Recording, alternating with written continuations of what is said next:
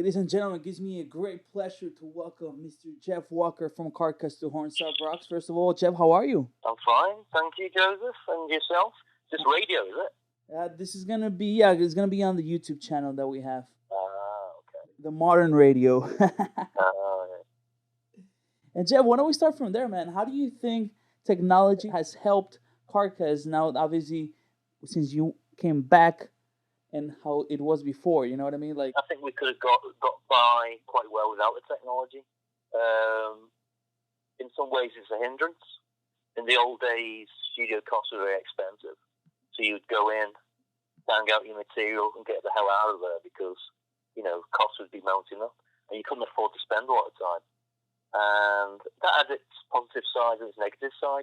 Probably with technology nowadays, Pro Tools, I guess you're talking about, like the digital technology. You can just spend too much time and get too obsessed with what you're doing, and it gives you the opportunity to do a million takes of, one piece of music. In the old days, you just really had to do what you did within the time constraints. So, in some respects, the technology might be liberating, but also you would think it makes things easier and quicker, but it doesn't, I don't think. In the old days, on tape, you'd have to put it down and that was it. Technology has given a lot of musicians who really shouldn't be in a band or in the studio the chance to sound like they're $1 million. And I'm one of those people. But you know what I mean? There's bands that exist that sound great in the studio. And live, they're having to fake it by taking the same technology out on the road. I mean, live, I've been making comments about, bands using click tracks and hard drives and computers live. For some bands, that makes perfect sense, but for bands in the same arena as us, it's kind of stupid, and it's, music should be live. It's when it comes to the style of music we're playing. You shouldn't be, bands, and especially singers, should not be relying on computers and backing tapes. Yeah, I'm glad you brought that up because, as you said, that's something ongoing, and I'm sure you as a musician, you notice it as soon as you see the band step on stage. You're like, okay, they're using backtracks. See, that kind of puts us at CARCASS at a disadvantage because we don't cheat, So other bands might sound slicker and more close to the CD recordings because they're running a lot of stuff off, tape. Whereas you go to a CARCASS gig, and what you hear is what you get, warts and all, as in live, including the mistakes. Right. And speaking of gigs, you have the upcoming DECIBEL Magazine Tour with some great bands. Obviously, you're going to be hitting a lot of cities here in the U.S. Everybody's really excited, especially because with your latest album, Surgical Steel, you proved that, hey, man, we're back, we're strong, and, you're making a statement that heavy metal can be played right, can be done right, and there's no reason why to cheat it, as you said. Yes. That's not a question. That's a statement, Joe. Yeah, man. What can fans expect this time around on this tour? Because obviously it's a very exciting tour. It's a great package, and of course, it's kind of CARCASS return to the U.S. I don't know what to tell people what to expect because I don't know what people's expectations are. All I can say is, and I say this in all sincerity, that I feel no disrespect to past members, but this current incarnation is, at the moment, is on firing on all cylinders. Is probably the strongest live band that we've ever had. Because with the new guys, they're really giving 100%, and there's a lot of enthusiasm going on there, and that's rubbed off on me and Bill. And I mean, if people saw us in 2008 or 2009, the US tour, and they like that, then I think they'll be blown away when they see it live. I'm not just saying that to be cocky or arrogant. I'm saying that based on the feedback that I've had off people when we played recently, and even our peers in other bands. So. Right, absolutely. The two shows you did here in New York City last year, you guys were on fire, on point. There was no question that you guys were not just using the name to get back out. It was because you have the music still, and that's what it's about. Yeah, I mean, the pressure's on us. I mean, we've put the album out, which is for the most part got very good reviews, and we have to prove that we can do this live, and prove that we don't need hard drives, computers, click tracks. We don't want to disappoint people.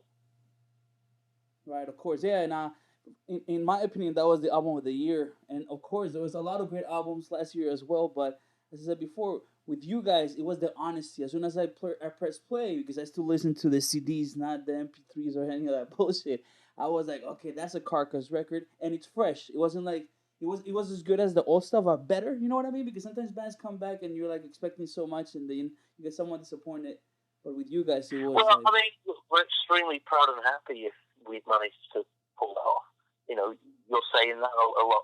Some people say that. Obviously, there's the naysayers and some negative opinion that don't share the same belief. But if we've managed to achieve what you're saying, we've done the work, then we're extremely happy. Because we never wanted to tarnish the band's name, and that's part of the reason in the past why we said we'd never make another album. Because it's a dangerous game to play. We're well aware and conscious of other bands that have made comeback albums, and they've been pretty lackluster. We didn't want to be one of those bands. We've already made a lackluster album. It's called Swan Songs. and Jeff, what was the main reason that you guys decided to call it a day in 1995? Yes, we just burnt out, when you're that young, a year is a long time. And we've been together, I don't know, for 5, 6 years by that point. And I guess at that point in time, we just felt we'd exhausted every musical avenue we wanted to go in, Because all the 5 Carcass albums are all different. We didn't want to just be recycling and rechurning the same old crap, I guess we just outgrew each other. It's like having a girlfriend that you no longer love, Of course.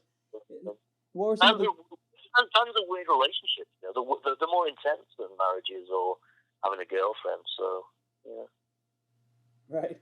What were some of the challenges you faced when you were reforming the band? I really don't think there were any challenges. Me and Bill wanted to do it. We found a drummer almost immediately. It was like a jigsaw puzzle, but the good thing is we knew where all the pieces needed to fit, Be that dragging Colin in to do the production, or which studio to go in.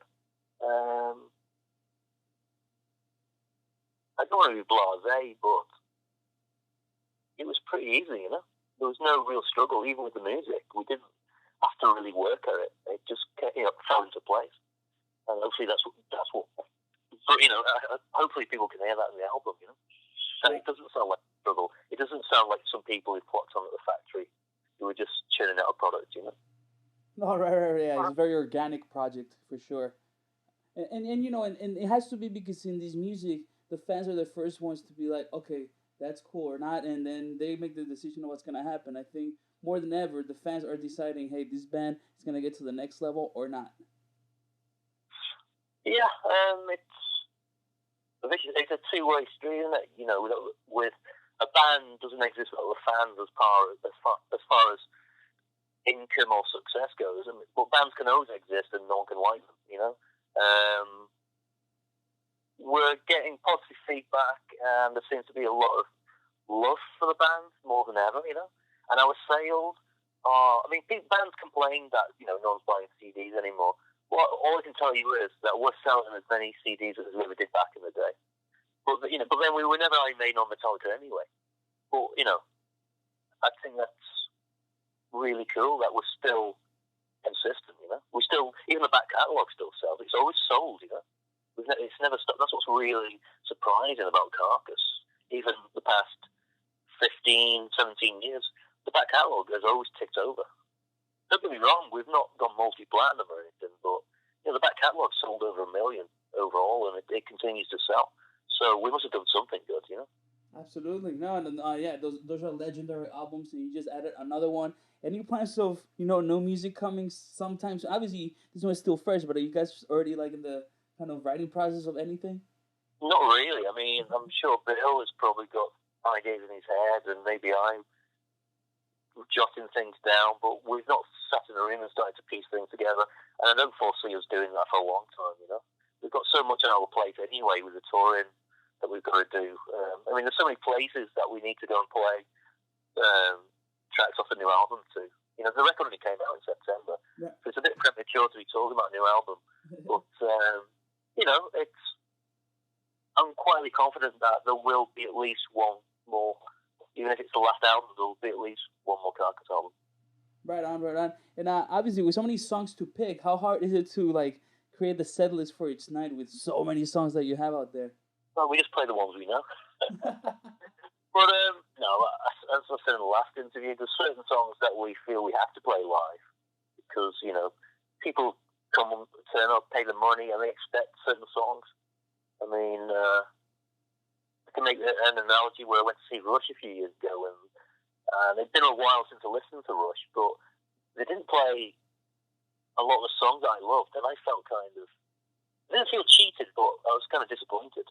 And I think there's songs that people go to a Carcass gig and expect to hear, be it Heartwork or Capone Jigsaw Quandary, Can't Solve Interviews or Exhume to Consume or whatever.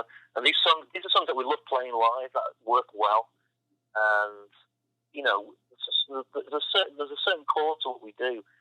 There's certain songs that, it's like if you go and see Slayer, okay, you could complain that they always play the same old songs, but there's a reason for that, It's because the songs are classic and people love them, so. Right. I'm not saying our songs are classic yet. Right, and from the new album, which songs can they expect to hear on the Decibel Magazine tour? I don't think there's any point in giving the game away. I mean, let's keep some mystique at least, eh? Yeah, I like that. I like to name all the songs that people don't want to hear, and they won't come to the gig. True, that's true. All right, Jeff, I want to thank you. I know you're a very busy man right now trying to spread the word out there, so I'm not going to keep you any longer. I want to thank you for your time, and we'll see you here in New York on April 11th. For everybody listening, the Decibel Magazine Tour begins on Tuesday, March 18th in Orlando. It's a not to be missed tour. It's a great package. And just with you guys alone, I think, it's going to be an amazing tour. And I wish you all the best, brother. Thanks, Joseph, and horns up. Horns up, brother.